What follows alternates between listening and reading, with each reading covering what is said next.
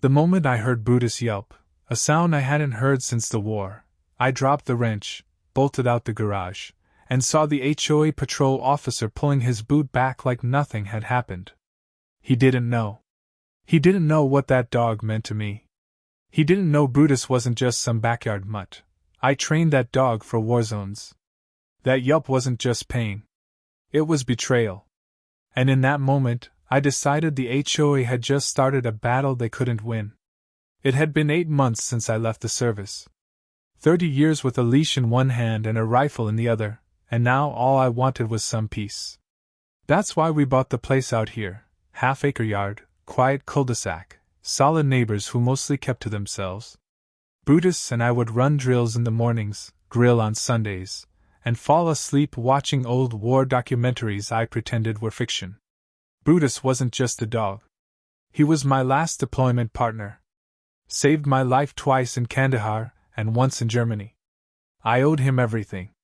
So when I came back home for good, he came too, not as a pet, but as family. The HOA didn't quite know what to make of him. Some liked him, especially the kids, who'd sneak him treats through the fence. But others, the clipboard crowd, said he looked too aggressive. There's always one in every neighborhood. This one came in the form of a guy named Dean. Late 30s, shaved head, aviator sunglasses in every kind of weather, and a shiny laminated badge he wore like it was forged in a Pentagon basement. He wasn't part of the official city patrol. He was HOA security, a title he gave himself, as far as I could tell.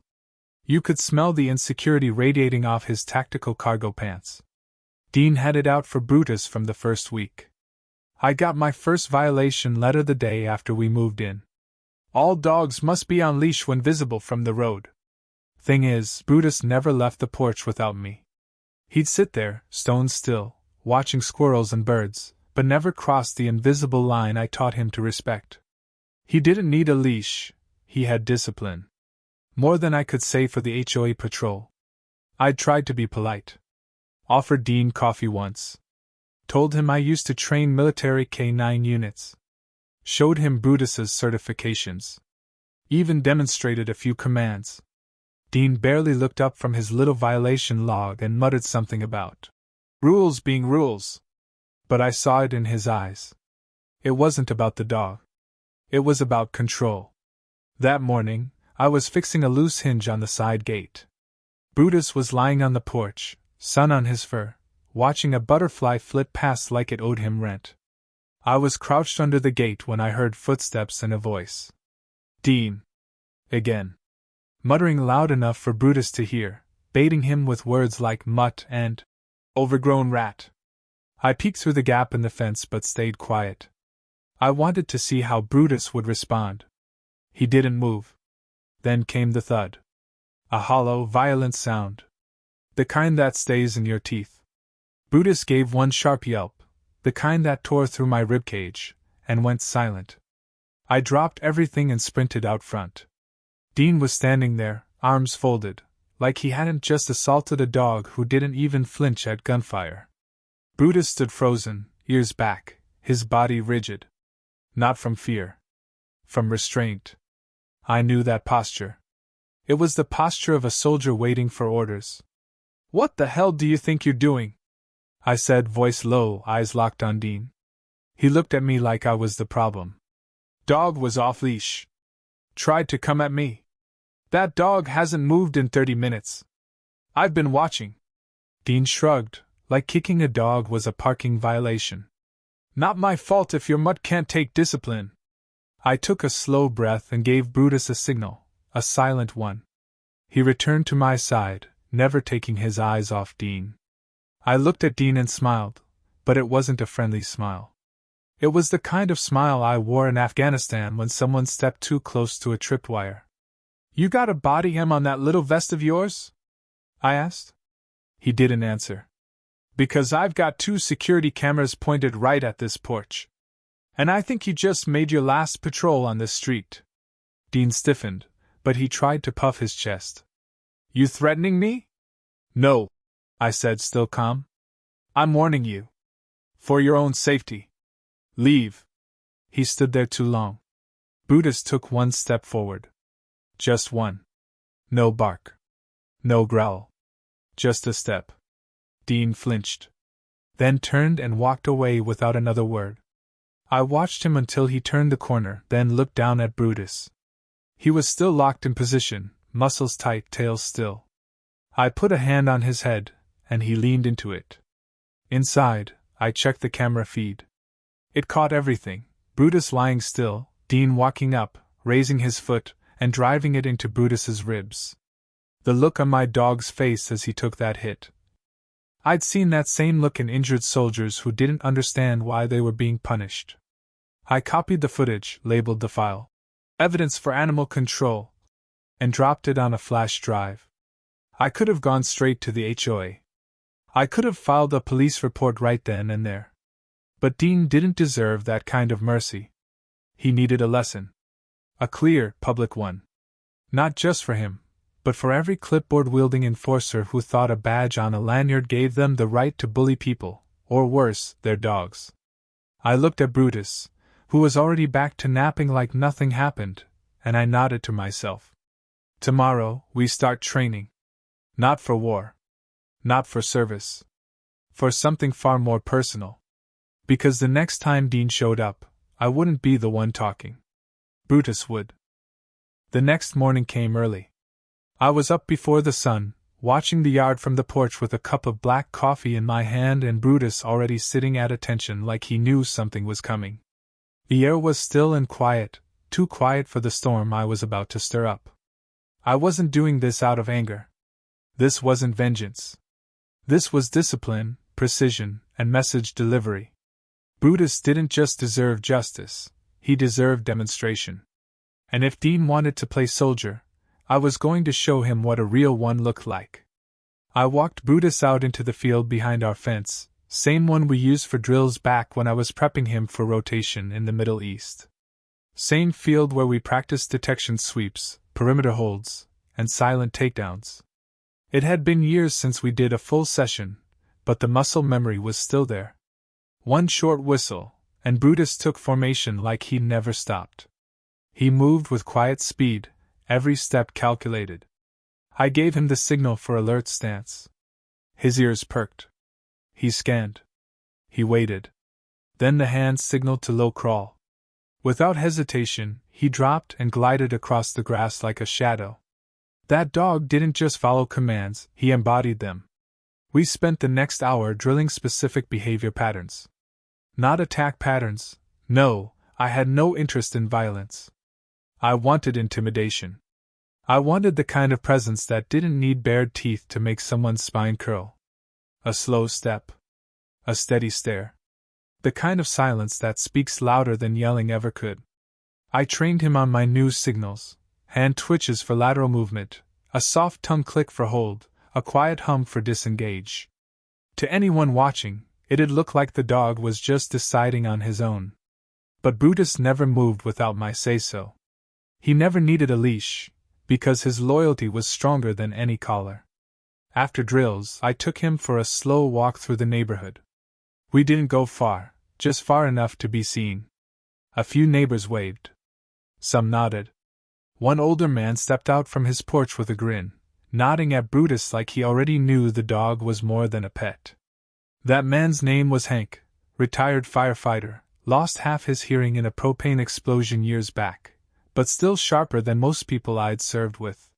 He walked up, gave Brutus a scratch behind the ears, and asked me straight, "You doing what I think you're doing?" I didn't lie.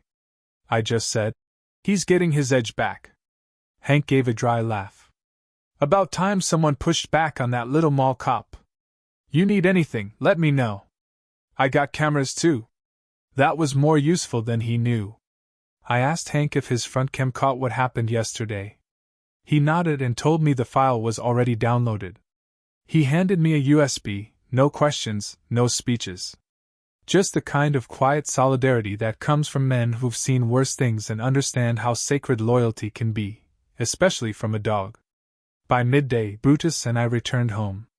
I sat on the porch while he lay near my boots, eyes closed, ears still alert. I opened my laptop and filed a formal request to the HOA for clarification on patrol conduct. I didn't accuse anyone, yet.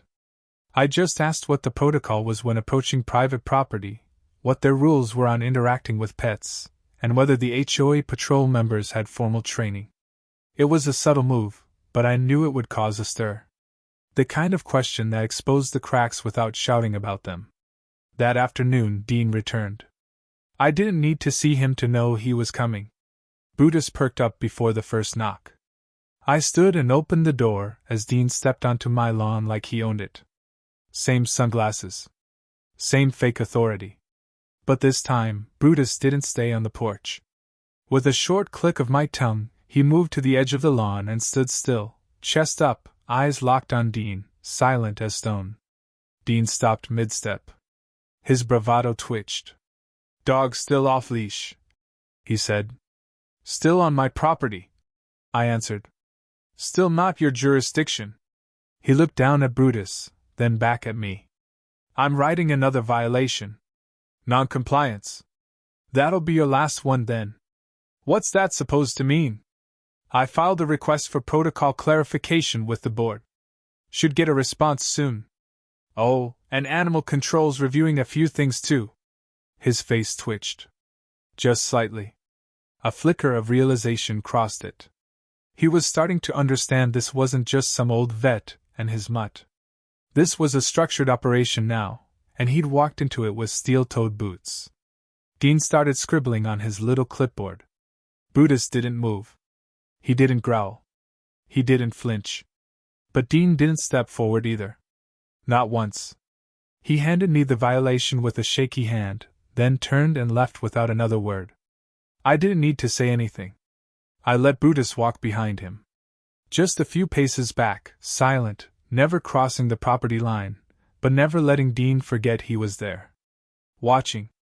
That night, I reviewed the footage again, my camera, Hank's angle, the timestamps. Everything was clean, clear, and admissible.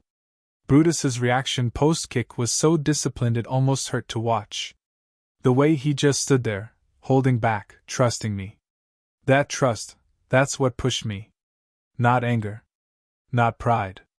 Just the raw fact that this dog had never let me down, not once, and now I owed him the same.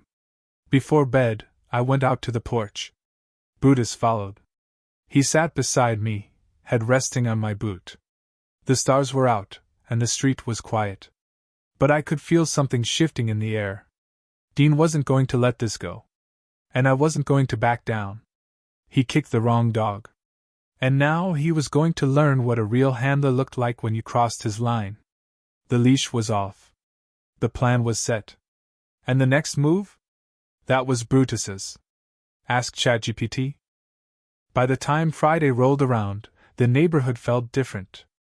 You could sense it in the way people lingered on their porches a little longer, the way curtains shifted when Brutus and I walked past, and especially in how Dean hadn't been seen in over a day. I figured he'd either gone to ground or was trying to come up with a plan to bury this whole thing before it became official. But he didn't know that it already was. I had filed everything with the city's animal control unit and submitted a full report to the HOA board, complete with video evidence, timeline, and statements. I didn't raise my voice. I didn't make demands. I let the facts speak. I knew the truth would cut deeper than anything else I could do. That morning I received a call from a city number I recognized. The voice on the other end was Officer Haynes from Animal Control, a woman I'd worked with during a K9 partnership event 2 years prior. She remembered me right away and asked calmly if I was okay. I told her I was. I told her Brutus was too. But I also told her he'd been kicked by an HOA patrol member while doing absolutely nothing wrong. She asked for the footage again, even though I'd already uploaded it, and within 10 minutes she confirmed that formal charges were being considered. Apparently, it wasn't Dean's first complaint involving animals. Just the first one that had hard evidence and a handler with a spotless record behind it. By noon, a few HOA members showed up at my gate. Not Dean. He was still missing in action, but 2 board members who didn't look particularly pleased to be there. I greeted them calmly, offered cold water, and stood beside Brutus the entire time. They told me the board had reviewed my complaint, acknowledged the video, and wanted to settle this quietly. They said Dean had been temporarily suspended. I asked if that meant indefinitely. They hesitated. Then one of them said he had already submitted his resignation. I nodded, let that sit in silence for a few seconds, and then told them I had one request. I didn't want money. I didn't want an apology letter. I wanted a community statement sent out reminding all patrol volunteers that they are not law enforcement, that dogs are not property to be handled like garbage, and that any future incidents would be met with immediate legal action. They said they'd discuss it. I told them there was nothing to discuss. That was my line.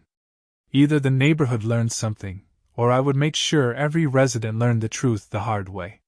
They left quietly, and Brutus didn't move from my side once. That evening I received another call, this time from someone unexpected. Hank had been talking to other neighbors, ones who also had issues with Dean. Turns out Dean had been poking around other people's yards, leaving notes, even shouting at a teenager's emotional support animal for being too loud during thunderstorms. No one had ever pushed back, until now. Hank said people wanted to show support. I told him I wasn't looking for a crowd. But Hank insisted. Said people needed to feel like they had permission to push back. I didn't realize how many folks around here had just been quietly putting up with power trips. The next morning was our neighborhood's monthly HOA meeting. Usually held in the community park, just folding chairs and clipboards and bored residents half listening to rule changes about fence colors or lawn height. But this time, people showed up early. A lot of people. More than usual. And this time, I brought Brutus. He walked calmly beside me, harnessed, not because he needed it, but because I knew appearances mattered now. When we arrived, the crowd parted like water. Some people nodded at me, a few whispered and pointed toward Brutus, and I noticed a few of the younger kids standing behind their parents, smiling like they were watching a hero walk in. The board tried to start with regular business, but the tension was thick. When they opened the floor for questions, Hank stood up first. He asked directly what the board was going to do about patrol abuse. Someone else followed, referencing the incident with the kick. Then a woman stood and said Dean once yelled at her for letting her elderly beagle pee on her own tree. One by one, the stories came out. Quiet ones. Embarrassed ones. But real. Then it was my turn. I didn't raise my voice. I just spoke clearly. I told them what Brutus meant to me. What he had done for this country. I told them how he'd served beside me on missions where we couldn't carry backup and how he once dragged me out of rubble after an IED blast. And I told them, with full clarity, that when someone kicks a dog like that, they aren't just kicking fur and bone. They're kicking trust. Discipline. Loyalty. I held up the flash drive and said I'd already sent the footage to the sheriff's office and animal control. I said the city would likely follow through regardless of what the HOA decided. There was no applause. No shouting. Just silence. Heavy, thoughtful silence. The kind that changes something. A few days later, a formal letter went out to every mailbox in the community. It stated that patrol volunteers were no longer authorized to approach homes without permission. It acknowledged an incident involving an overreach of authority and stated that new training would be required for any future volunteers. More importantly, it publicly thanked a resident's service dog for his record of discipline and community calm. Brutus's name was printed right there in bold. That night, someone left a bag of treats on our porch. Brutus sniffed it, looked at me, and waited until I gave the okay before taking one. Dean was gone. No one knew exactly where he'd gone, but rumor had it he'd moved out. Word spreads fast in these kinds of neighborhoods, especially when you get publicly called out by a retired military handler and his dog in front of the whole block. The final irony? Brutus never bit anyone. Never lunged. Never even barked. He let the world do the barking for him. And in the end, the silence of his discipline said more than teeth ever could. He didn't need a leash. He didn't need to growl. He had loyalty, and that was louder than fear. Some people train dogs to chase balls. Others train them to chase titles. I trained mine to protect, to listen, and to trust. And when someone broke that trust, he waited. He waited for my command. Not to strike, but to stand beside me while I took back the ground we owned. Brutus didn't need revenge. He just needed the truth to land louder than a boot. And this time it did? Asked ChatGPT.